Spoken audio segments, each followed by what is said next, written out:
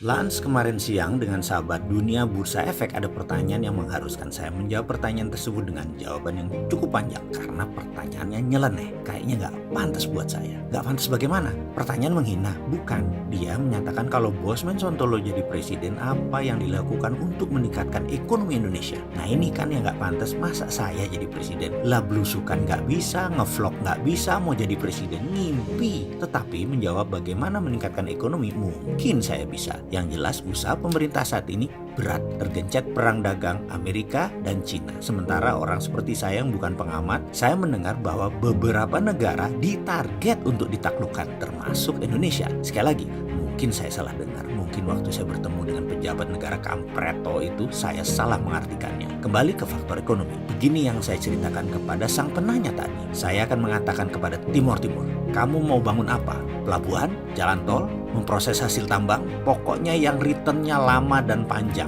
Jangan yang cepat, jangan yang ada revenue tinggi seperti cetak sawah, bangun pertanian, jangan seperti itu. Timor Leste tidak perlu keluarkan modal, investasi kecil aja paling 15%-an sebagai modal disetor. Indonesia menyiapkan tenaga ahli, procurement besi, semen, engineering design, sampai jadi Indonesia bangun pelabuhan, dam, dan jalan tol. Demikian juga Papua Nugini. Sama, kita tawarkan paket sepaket. Indonesia yang invest, barang Indonesia, tenaga kerja Indonesia, teknik Indonesia, Wika bisa, Adikarya bisa, swasta apalagi, semua bisa bantu. Target kita tahun ke-8 pasti kita sapu semua aset tersebut. Mereka nggak akan bisa bayar lah. Kita akan menjadi milik mayoritas. Tiru Cina di Bangladesh, tiru Cina di Pakistan, tiru Cina di Djibouti. Membangun lalu trap, jebak dan ambil balik. Ada 14 negara yang kita target adalah tetangga terdekat dahulu.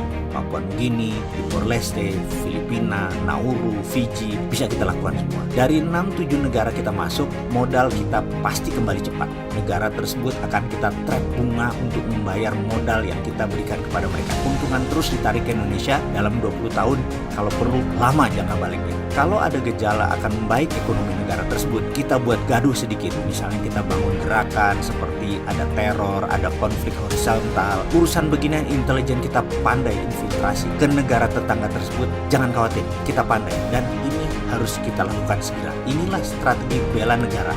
Inilah strategi peningkatan ekonomi yang namanya sharp power. Dan ekonomi Indonesia akan meningkat drastis dengan strategi ini. Kita akan pakai strategi sharp power tersebut secepatnya untuk meningkatkan ekonomi bangsa dan kedaulatan bangsa. Sekarang kalau perlu.